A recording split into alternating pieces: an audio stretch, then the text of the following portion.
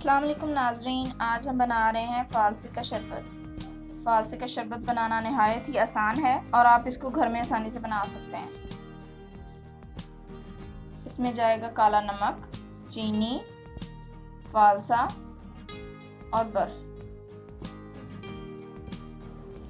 फ़ालसा ले लिया है हमने आधा किलो, उसको अच्छे से हमने वॉश कर लिया है। चीनी लेंगे हम 4 चम्मच।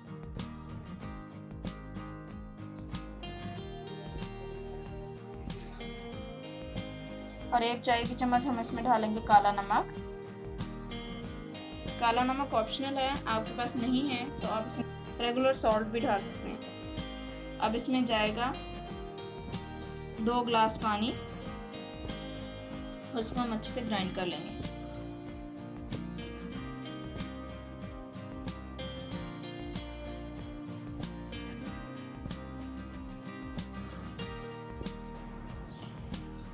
ग्राइंड करने के बाद हम स्ट्रेनर की मदद से इसको छान लेंगे।